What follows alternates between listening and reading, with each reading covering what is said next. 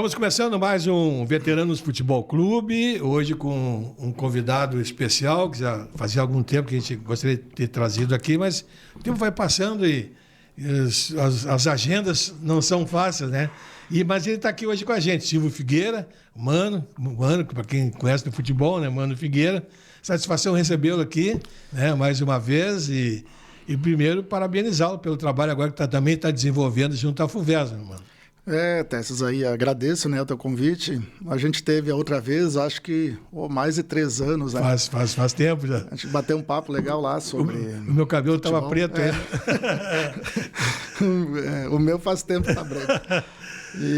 Então, agora aí, retornando, para a gente conversar um pouco aí sobre futebol, de uma maneira geral, a FUVESMA, veteranos, que é o que nos traz aí para debater um pouco sobre esse assunto aí. Mano, para quem está nos acompanhando aí, só dá uma repassada aí, mano. Tu vem atuando já junto ao futebol há algum tempo, né? Quem te conhece sempre com o manto do Figueira ali, né? Tu sempre jogou no Figueira, mano? Pois é, eu por essa característica, enfim, que a gente é da família, que tem... Era o Palmeiras na época. Tem o Palmeiras, né, que desde sempre que eu me conheço por gente, o Palmeiras existiu. E então, tem uma turma grande lá, meus primos, meu irmão, o Sérgio, né? Muita gente não sabe, mas o Sérgio é meu irmão. Então, a gente sempre jogou no Palmeiras. Alguns campeonatos, eventuais campeonatos que o Palmeiras não disputava na época. Então, a gente jogou, tanto eu como o Sérgio, alguns outros times aí, mas raríssimas vezes, né? E então a nossa história foi no Palmeiras. Que aparecia ali. Isso, exatamente. Mas ia e voltava. E voltava. E teve, né? Tu sabe muito bem, tu acompanhou aí o Darcy, que sempre organizou o time lá da empresa. A característica dele era montar time bom, né, Tess? Não era... Ele não entrava para perder, não. Não entrava para perder. Então, a gente, ao longo da história, aí, conquistamos aí várias coisas, né? Perdemos também, mas ganhamos muitos títulos ali, né? Copa Razão, Citadino. Na época, tinha Campeonato de Camobi. Acho que tinha mais de 20 equipes só na região de Camobi. Então... digamos assim, era a época áurea, né, dos primeiros quadros. E pegava, né? O pessoal em volta de Silveira também pegava... Tem, a quarta colônia ali, colônia. Né? Todas as cidades tinham times bons ali, né, na região. Então a gente se criou nesse meio aí, né? Futebol competitivo, times bons e com isso, né, a gente na nossa época, né, o que a gente tinha para fazer era jogar futebol. Se sobrava um tempo para estudar. E o final de semana era uma festa, né? Porque os campos lotados, a família, tudo prestigiando, reunido, né? O Palmeiras surgiu. Eu acho que não era nem nascido ainda, não.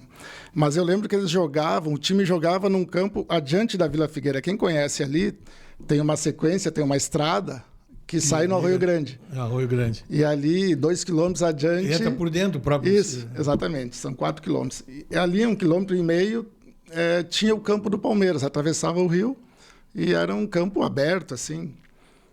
E eu ainda lembro, eu tinha 5, 6 anos. Eu lembro dessa fase aí.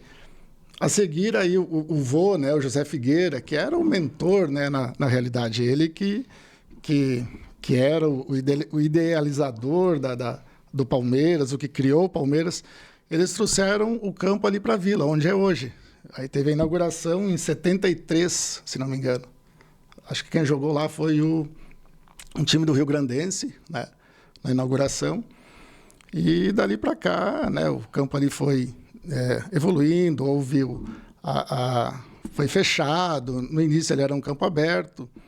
E então hoje serve ali como uma das melhores praças de esportes, né, de Santa Maria. Sempre foi bem cuidado, a empresa tem esse cuidado com o campo e está até hoje lá, né, dessa maneira aí. Pois é, e méritos, né, aplausos aí realmente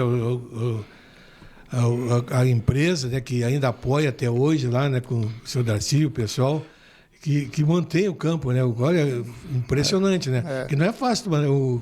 Tu mantém aquele campo ali como ele está, chega no final de semana ali, perfeito, não tem o que reclamar, né? Então isso aí realmente é muito bom para o esporte. E tem uma empresa por trás disso, né? Porque tem esse cuidado, a empresa tem os funcionários, tem o maquinário que pode usar, porque a gente vê a dificuldade aí dos outros campos, né? O pessoal não tem a máquina própria para roçar grama, não tem custos para isso, né? Então lá tem essa, vamos dizer, facilidade. Mas, enfim, se tu não está disposto, se tu não, né, tu vai cansando. O Darcy, né, ele também já deu a parte dele, trabalhou muitos anos. E agora ele começou meio que delegar para a gente ali, tem o Silvandro, que é da família, para a gente organizar. Então, a gente está dando essa continuidade, né? A gente ajuda dentro do que a gente pode. E para levar mais adiante, né, Tesses, agora... Na época era primeiro quadro, que era o forte. Agora, o pessoal do primeiro quadro está no veterano. Então, há essa tendência, né, de dar continuidade, né? E acho que a gente tem essa obrigação, né, até pelo pai, que gostava muito do futebol, o outro tio lá também, que faleceu ano passado. Então, a gente ficou com um pouco de obrigação, assim, no sentido de dar essa sequência. Manter. Aí. Isso aí.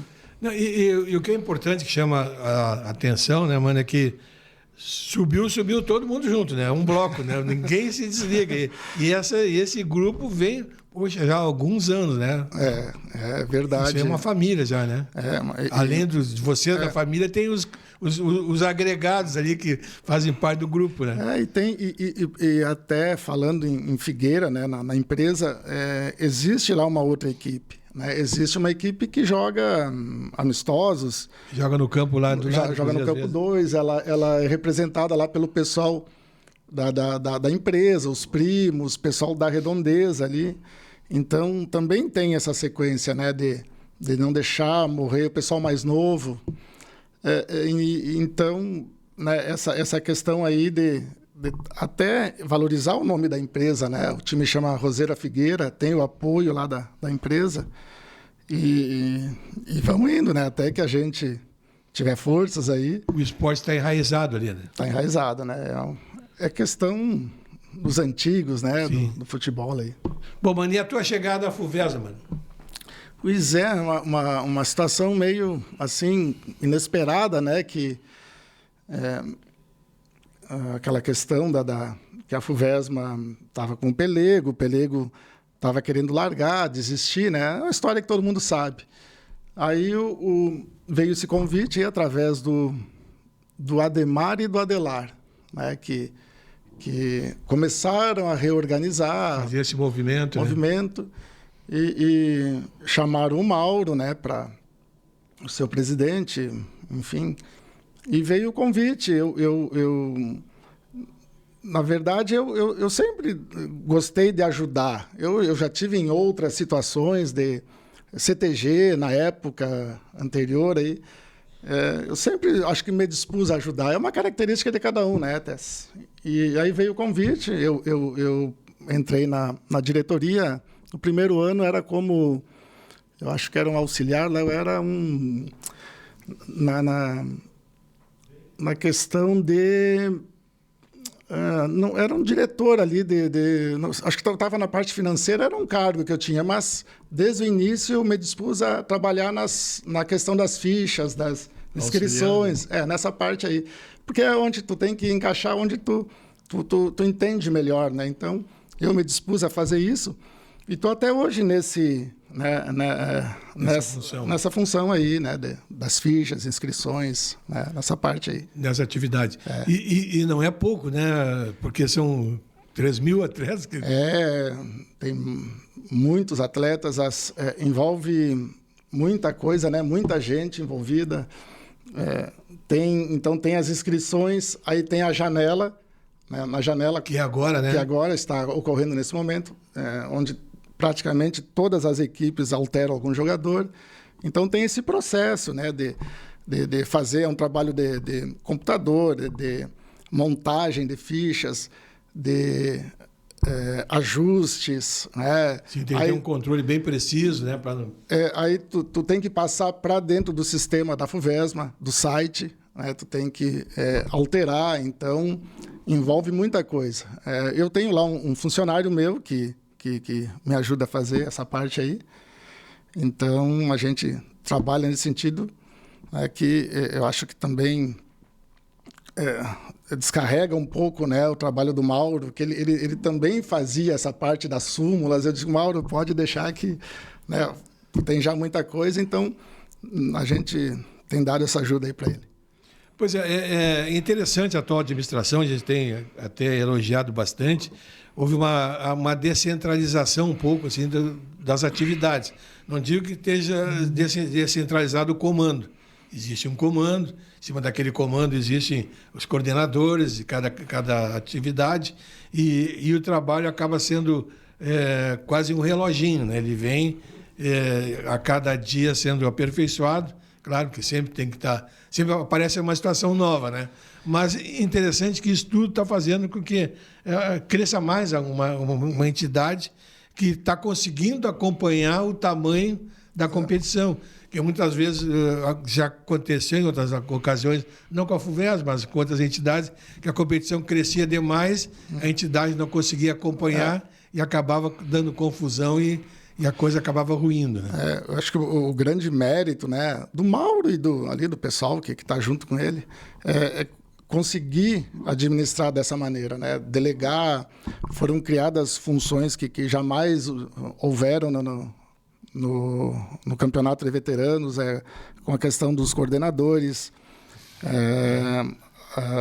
também essa parte agora de uma comissão de arbitragem, que é uma novidade aí, que a gente está num experimento, né? Que está aqui um trabalho do Marcos Rui ali, do pessoal da coordenação, que estão se esforçando bastante, porque é uma situação assim, o que eu vou dizer, dentro da FUVESMA, que mais nos preocupa no sentido de ajustar, né? Onde tem mais reclamações. Porque se tu pegar um campeonato brasileiro ou qualquer campeonato nacional, estadual, a questão é a arbitragem. Qualquer Alquiles é arbitragem. Então, mesmo com VAR, né? Mesmo com VAR. E os caras erram muito. Né? Então, não vai ser aqui na nossa competição com árbitros, né, amadores, vamos dizer assim, que não vão correr esses erros. Mas é nossa função administrar isso. Né? Nós temos que tentar melhorar. E a gente tem feito isso. Né? Reclamação existe, sempre vai existir. Mas eu acho que a gente tem melhorado isso e a gente está focado muito nisso. Né? É uma das coisas que a gente está em cima aí, buscando, tem né, os árbitros, eles mesmos sabem, as ligas sabem que tem que melhorar, eles têm também se esforçado para melhorar. Então, a gente tem buscado isso, tem as punições, né? O pessoal reclama, isso, aquilo, tem o regulamento, tem o enquadramento, quando há erros, são punições que servem para evoluir, né? Para a evolução dos juízes, dos árbitros. E também esse engajamento dos atletas, né? Porque a gente fala na arbitragem, mas o diretor, o atleta, ele tem que saber como funciona, ele tem que respeitar também. Então, é um conjunto de coisas que tem que se ajustar para o negócio andar melhor. E o pessoal também tem que entender uma coisa, né, mano? São 30 e poucos jogos por fim de semana, não é isso? Mais, quase 40 jogos. Quase 40 jogos. 82 equipes. Então, 40 árbitros, sim, mais os auxiliares. Sim. Então, não é fácil tu manter o nível de todos com a régua alta. Vai haver um descompasso aqui, um descompasso ali, até porque o ser humano é passível de erro. Tem dias que tu não está numa boa, tem dias que tu, até jogando, tem dias que tu não está na tua e não adianta, né? Então, essas situações vão acontecer. Então, às vezes, o pessoal tem que também colaborar para a competição andar bem. Porque a gente vê, na maioria das vezes, o que acontece é na rede social. O pessoal faz a resenha, toma o trago e depois descarrega. Vai para a rede social. Na noite na rede social. No outro dia se arrepende até muitas vezes do que fez. Mas Acontece muito isso aí, né? Eu até aconselharia, se eu pudesse falar com os árbitros, não olhe rede social no final de semana. Vão depois conversar na reunião na segunda-feira, que é importante que todas as segundas-feiras vocês estão ali, né? Para analisar cada caso, analisar as súmulas, analisar as situações, aí o pessoal vai lá para colocar suas posições. E aí, ó, isso se o pessoal conseguir colaborar, já tenho visto uma melhora na aceitação dos dirigentes. Sim. Que esses fatos aconteçam, que os erros aconteçam. Já foi mais pesado.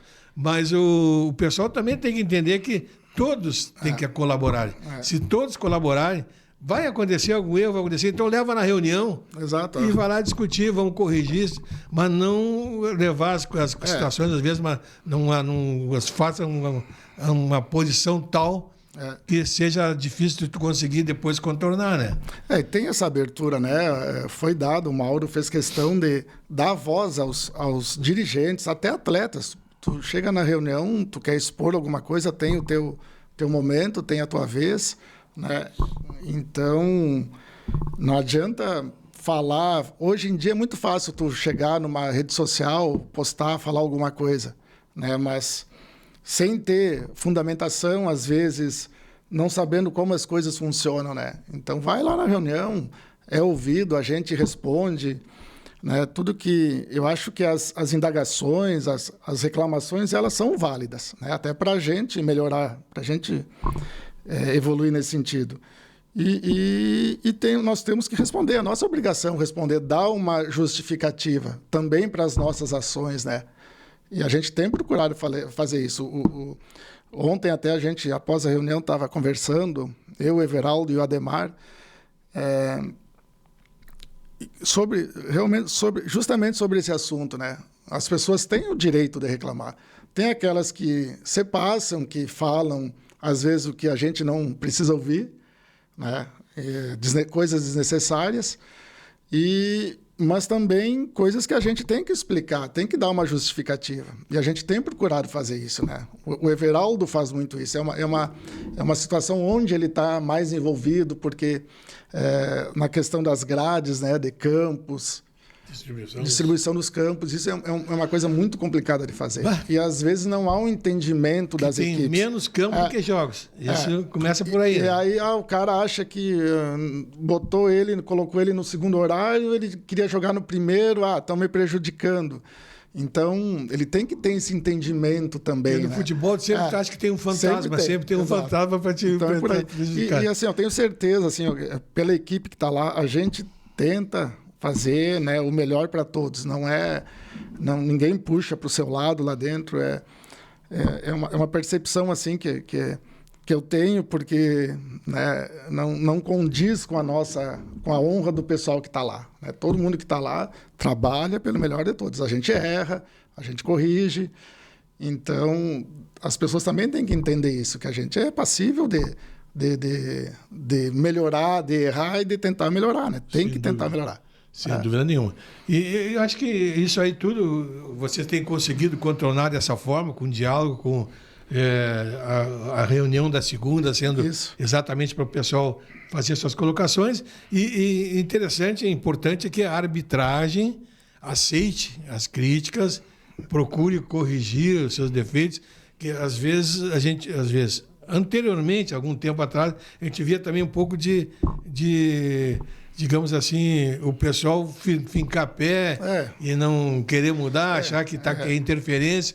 Não, o pessoal tem que entender que é para o bem de todos. Vocês fizeram já um trabalho na primeira gestão, foi de semear, né, muitos projetos, estão colhendo agora, trazendo benefícios às equipes. Poxa, as equipes não pagam arbitragem, cara, não tem custo, o custo com as suas equipes. Então, os árbitros também recebendo, sem se preocupar, sem estar...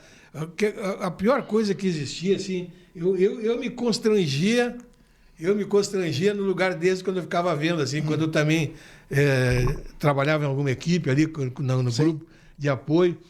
Depois do jogo, aí o árbitro ia lá receber o dinheiro. Tinha que ouvir. Eu ouvi um monte de bobagem, às vezes, o cara bravo ali. Acontecia muito isso. Puxa vida, isso não existe mais, cara. Não existe. Então, isso aí, a arbitragem também tem que procurar agora crescer nesse nível que está a competição, se aperfeiçoar, ler, procurar buscar informações. Se tem dúvida, vai lá, pergunta, né? Sim. Tira informações, se atualiza, se aperfeiçoa, porque aí todos vão crescer, né? Não, a gente tem trabalhado em cima disso. Eles têm esse entendimento, né? Isso que é o bom. A primeira coisa numa mudança é tu aceitar que tu precisa mudar. Né? Então, os árbitros têm esse entendimento, eles têm procurado também se aperfeiçoar, tem programação já de algum curso, alguma coisa. A gente já fez uma vez, né, com o Daronco. Estamos trabalhando nisso para ter mais alguma situação de dar suporte para a arbitragem. Então, acho que é por aí, né? O caminho é esse, né? E o pessoal, é só eles verem. Olha, o veterano é a maior escola de arbitragem do Rio Grande do Sul. Sim. Isso eu falei com a Maiara, falei com a gringa que está pitando agora também, o próprio Daronco, o Rafael. Sim. Todos eles foram unânimes em dizer que Santa Maria hoje é o maior manancial de árbitros do Rio Grande do Sul. Né? Sim. Por quê? Porque eles têm atividade toda semana organizada. Exatamente. Entende? Uma coisa oficial, organizada, com respeito. E ali eles têm, então, o laboratório, que é a universidade. Sim. E depois a prática, que é o veterano. Sim. E ali eles aprendem também a respeitar, porque o veterano é diferente até do profissional. Lógico. O veterano tem que ter um pouco mais de calma, de respeito, porque o veterano às vezes diz um monte de bobagem dentro de campo, e aí ele vai administrando, ele aprende a ter o autocontrole.